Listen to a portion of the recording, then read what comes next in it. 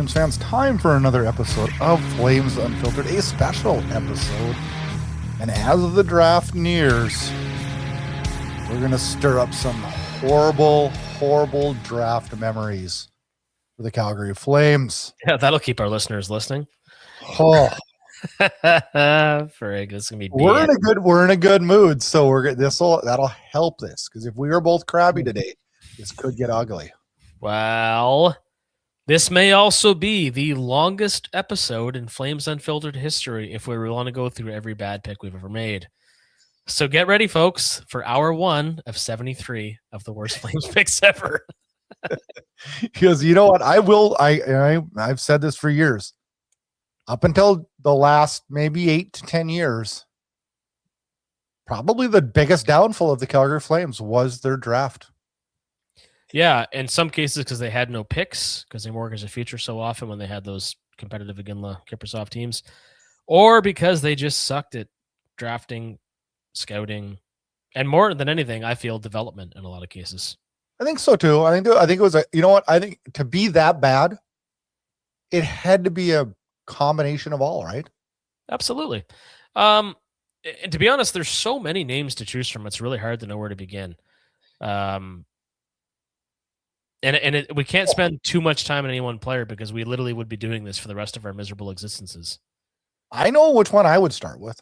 Go ahead. It was the 6th overall pick, just the same as what we have this year.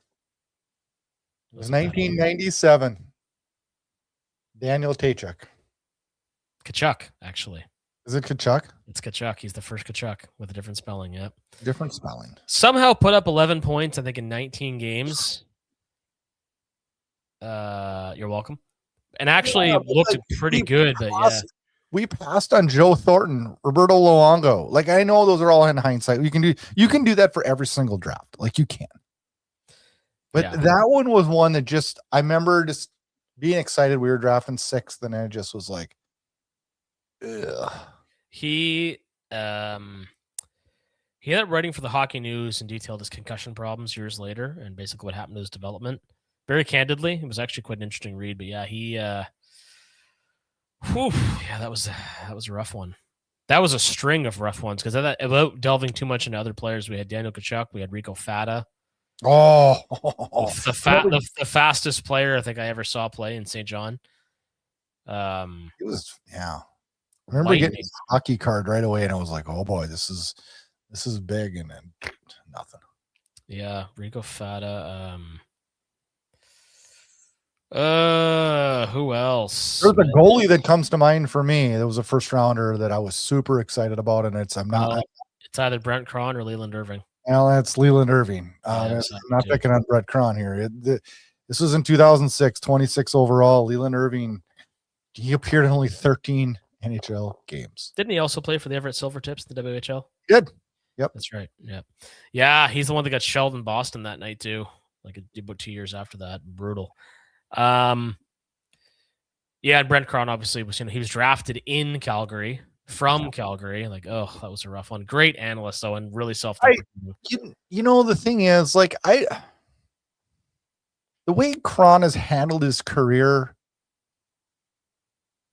it doesn't even look like a failure to me. Like, he has taught, I think without even knowing it, has helped a lot of players manage failure better in their life. I don't know, I just feel like he's taken the right approach, man. Like, there was really big high hopes for him, and it did not work out. And it wasn't because he didn't care or didn't want to. It just didn't work out. There's a lot of timing involved too, right? Oh yeah, for sure. Andrei Medvedev, the worst conditioned goaltender in Calgary Flames history. World Junior standout, no less. Yeah. You're welcome for that as well. You want me to throw a recent one at you here? Sure. Jacob Pelche. Oh, the AHL Player of the Year. How dare you? You're right. You are going to piss me off because you just did. That's why I like segued into that, because I knew you'd bring that up. Because That was one that you really had, and we all have them. Like I've got a couple. Like the next guy I'll bring up is the guy that I had the biggest high hopes for, and you had it for Peltier, and I always kind of question it, and it's like, and it just never panned out for him in the NHL. Yep. Now injuries played a role, I think. Oh yeah, most certainly. But it still didn't. No, it did not. Tim Erickson. Yeah. That was brutal. Glad when he got traded and fell, his career fell off a fucking cliff. Who else? Yusuf Alamaki's the guy I had the highest hopes for. Remember that hit that he made against Colorado in the playoffs when James Neal scored? That was sick. Valimaki, I remember I can't remember what year it was, but I had penciled him in as this guy's gonna get rookie. He's gonna win the Calder. And that did not happen. It didn't come close. No, even. It sure didn't.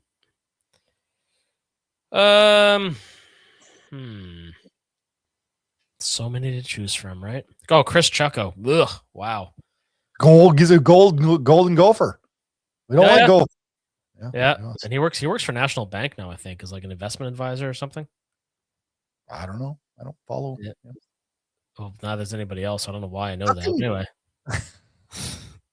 It's odd. We don't want this to be mean because these guys played at a way higher level than we could ever dream of, but it's still kind of wild, right?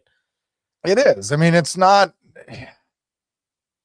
Yeah, I mean, we're talking about guys that were first. Most of these guys were first rounders. Sven Berchi, remember all the hype around him?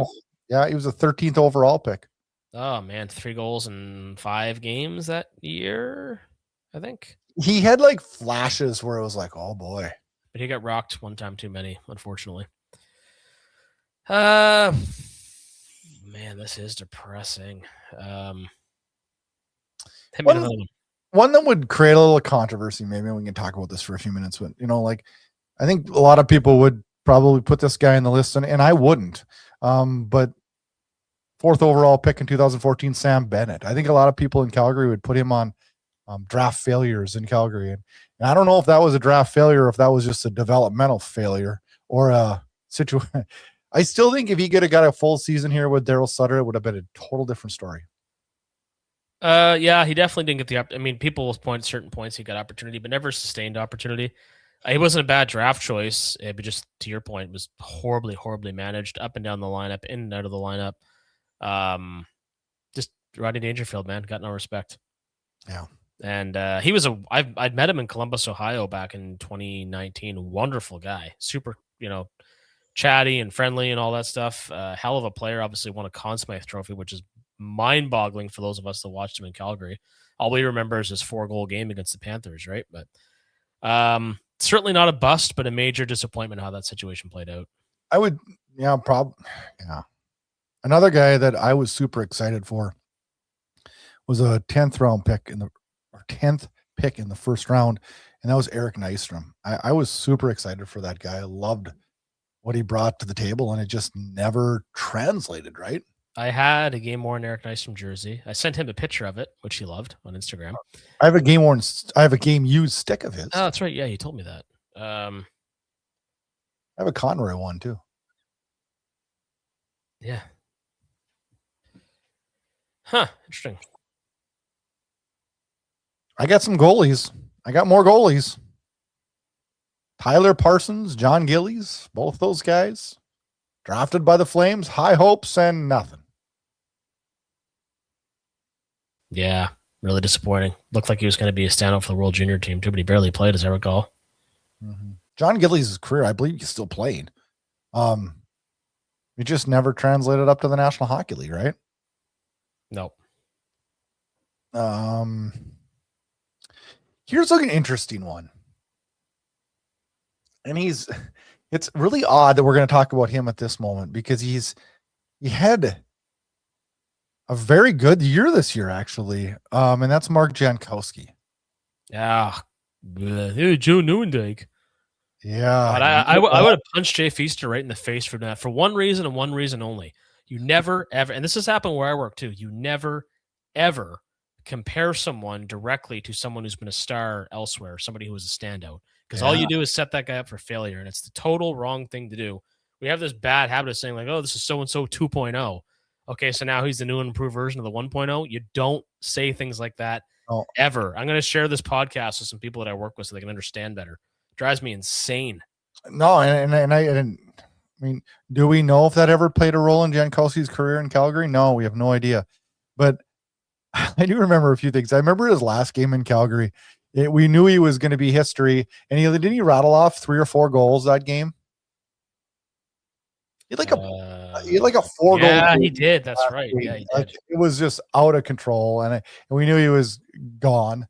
And there was a lot of high hopes for him. I mean, he was a big center. He was like really drafted, like way off the board. I can't remember what college hockey program he was playing at in the States.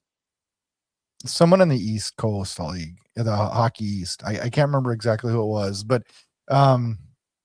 I just picture it, and I'm like, man, this is going to be a good big center, the guy we need, right? And just never panned out. Oh, brutal. Matt Pelich. Yeah. Super disappointing. Guy was huge. What was his name? Oh my God, I can't remember. It was like the guy was massive. He's a forward. Hunter something, maybe. I gotta find it. No, I gotta look it up. I don't want to remember his name, but now I have to. Another guy that frustrated me was the 08 25th overall pick in Greg Nemes. No, that was a bad one. Those are former Windsor Spitfire. That was bad. Like 15 games in this league. Oof. I want to say this was Keegan Kanzig. Oh yeah. Yeah, that was a bad one. Oh my God, these picks are so depressing. Oh, you're forgetting Morgan Klemchuk, first rounder for the Flames. Oh, stop. Emile Poirier. Yeah, he was a first rounder too in 2013 also. Yeah. We had 2 picks in the first round, Klemchuk and oh man. Didn't we have 3 picks that year? In the first round, did we really? Yeah, Monahan, Poirier, and Klemchuk. Oh, well, one of them worked. Yeah. We gave away a first round pick to get rid of him. That was smart. Ryan House. John Negrin, I forget about him. Yeah. Who was that guy? Matt Keatley. Speaking of disappointing. Tim Ramholt. Second round pick. I know his old roommate. Oh, this is a lot. This was not a good idea for my mental health. Here's another one that's really not going to be good for your mental health either, and that's Dylan Dubé. Oh yeah, Hunter Smith. That's what I was thinking of. Hunter Smith. Okay, let's talk about Dylan Dubé for a second. We all know what happened. We don't need to talk about that, but it was the reason why he disappeared from the Flames, right? Mm-hmm. If none of that happened and none of that transpired, what would have happened with Dylan Dubé and the Calgary Flames? He would have left as a free agent. You think so? Yeah, he was never going to make it as a full-time Flame. I mean, he did for a while, but I mean, just his spot in the lineup was going to disappear. So, yeah, he looks like the guy from You. What's that actor's name? Oh God! Did you watch that TV series? Absolutely, I did. He looked like him, and he's just as creepy. Yeah. It turns out too. Not quite that, but yes. Well, okay, whatever. I don't know if you've seen that series. That gets a little bit. It's a good series, though. I love psychological. I like season 1 and 2, and I think 3, and then I faded. Then. Yeah, I got a little bit redundant. I got faded. Season 1 was off the charts. Oh, great! Yeah, it's like when I tried. Well, John Stamos was incredible in that show. That was a good series. The first 2 years. Yeah. It's like anything else. Like I tried to explain to my mom one time because she loves Criminal Minds. I'm like, it's the same episode every week. She said, what do you mean? I said, the first person gets killed in the first 5 minutes. The last person survives in the last 5 minutes. It's the most formulaic garbage I've ever seen in my life. Anyway, speaking of garbage, back to these draft picks. Yeah. Let's switch gears. I think we named off like the bad ones. I mean, all of the major bad ones. But let's kind of throw a twist to it and let's talk about a couple recent draft picks that are in question. What happens with these guys? Are these guys going to pan out? Are they not? Sam Honzik going to pan out? What's your gut telling you on Sam Honzek? He's going to be a good two-way player. I think the offensive ceiling is not what we hoped it would be, but yeah, I don't know. Maybe being a 40-point player. Love to be wrong. This year is going to be so critical for Sam Honzek. Absolutely. Same with I think Etienne Mornin is on the cusp of being a career AHLer just because the D is so deep, right? Yeah, but stuff happens, right? It does. And then another guy that I kind of like look at his draft pick, and it's like, it's been a few years now. Like, are we going to get a William Stromgren breakout? He's another one that's right on the cusp of being. I know. Leads, right? I know. And then we have a couple current roster players where I'm like, what happens? I'd Arsuniev I'd put on that list too. Is Arsuniev going to be able to get a foothold in the NHL? Yeah. Yeah, that is another one. Connor Zary, we're talking to him. Like, does he fall off the face of the earth? Seems that way, unfortunately. I sit and I look at like some of the recent draft picks, and I think about what we got coming up in this year's draft, and like the two guys that I'm the most excited to see what happens is Theo Stoxilius and Cole Reshny. Yeah. Yep. I would echo that. Super excited to see what those two bring. Cullen Potter, I'm pretty high on as well. Cullen Potter is an interesting story. I believe he is transferring out of Arizona State, I believe. And he's going to, it's coming to my head right now. He's going to play at Michigan State this year. A lot of players transferred out of Arizona State this year. Yes, interesting. I was going to say, so the NHL team. Yeah, a friend of mine's son transferred out of Arizona State this year and is going to play for University of North Dakota. By the way, the University of North Dakota's defense. Yeah. What's that? Why am I drawing a blank? He's been rumored to be the next guy that's could be a Calgary Flames first round or 6th overall this year. That Castles, was it? Oh, you know what? Carson. Oh, so we're talking about too many players now. I'm getting lost here. No, I got it here. Carson Carrolls. You're thinking Andrew and Cole Castles. I was. Prince George Cougars defenseman this year. He is also committed to play at the University of North Dakota also. So with Verhoff and Reshny and all, there's going to be a lot of people on this team that could be in the Flames future. So that'll be interesting also. Absolutely. We're getting so old just seeing all these, like, I can only assume that, like, Ilya Morozov, for example, is the son of Alexei Morozov, who once played in Pittsburgh, I believe, wore number 95. Like, you know what I mean? You get older, you see all these kids of NHLers making it to the NHL. We're going to start seeing grandkids. Oh, don't talk like that. That's just depressing. We are. Like, it's going to be here before you know it. Oh, that's not good. So why do you feel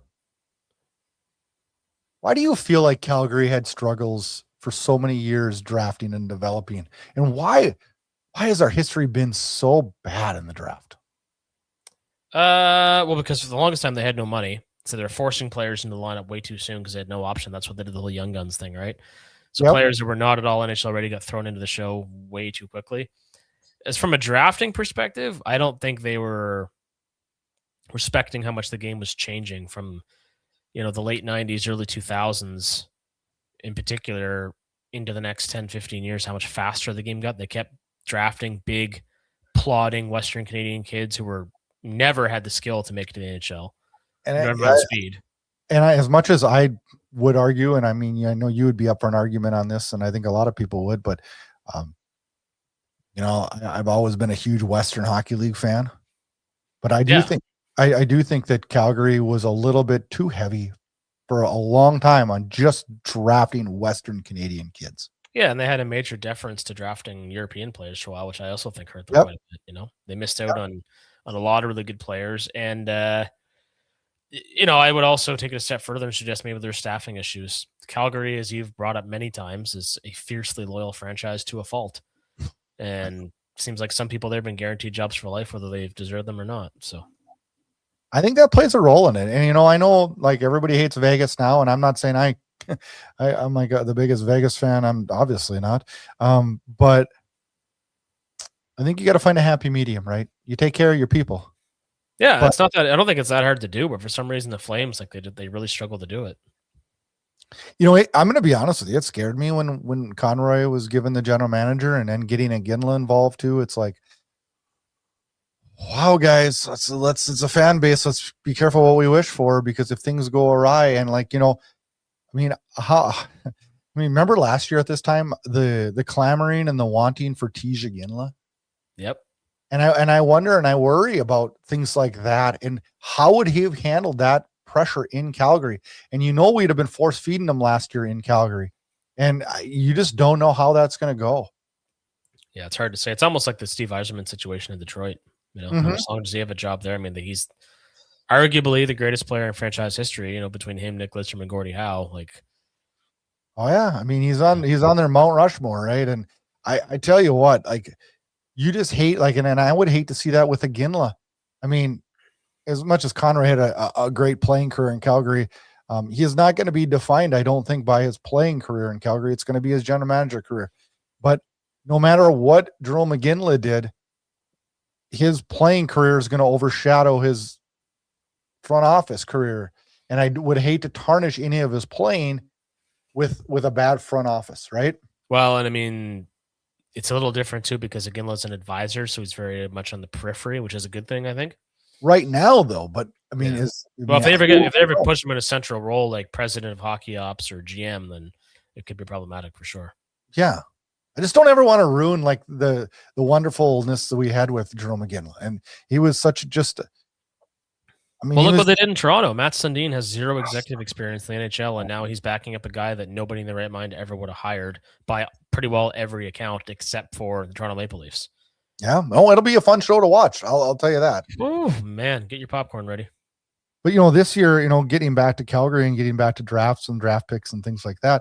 I mean, this team has a absolute plethora of draft picks coming up. With the draft coming here in June, the Flames have 2 first-round picks, 4 second-round picks, 2 third-round picks, 1 fourth, 1 fifth, 1 sixth. That is 11 picks in this year's 7-round draft. Yeah, it's insane. It's insane, and I'm thoroughly convinced several of those picks are going to get moved. You think the second-round picks? I believe will too. Well, and even maybe the first, if they think they can move up and get a player they're really, really high on. But that's a little harder to believe. But hey, if Brian Burke can draft the Sedin twins 2 and 3, anything can happen, right? It's so hard to move up, though. It is. Yep. Yeah, not maybe. Okay, it's not hard to move up from 26th to 13th. It's hard to move up anywhere into the top 5. Yeah, it's damn near impossible unless you have a team that's well positioned, that can afford to slide down a little bit, because by the grace of God, they got a higher pick than they should have, i.e. the Toronto Maple Leafs, who, if they have any brains at all, will keep that pick, but still, they had no right winning that draft lottery. 0. No. So, anyway. It's been a long history for the Flames in drafts, and I think in the last couple of years it's gotten a lot better. And it couldn't get worse. It's been a million times better. We just told you how bad it was in the last 28 minutes, and hopefully this year with 11 picks in the 2026 draft, which takes place the final weekend of June, let's just pray that there's some success there. Oh, there will be. We're in good hands. I agree. All right, Flame fans, continue to enjoy your off-season, and we will be throwing out regular episodes along with these special episodes every single week during the off-season. Enjoy, Flames fans, and we'll talk next week. See you guys. On the tracks and tearing through the pouring rain. When your soul goes to fall, you can't feel the fire. Then total destruction is our only desire. On the head, they better run away. Locked and loaded, we're ready to kill, kind of ready. Thanks for listening to Flames Unfiltered with Burud and Kyle Lewis, your source for unfiltered Calgary Flames hockey talk. Keep it locked on flamesunfiltered.ca. Subscribe where you get all your podcasts to never miss an episode. Flames hockey talk every week, presented by Inside Edge Hockey Media Group.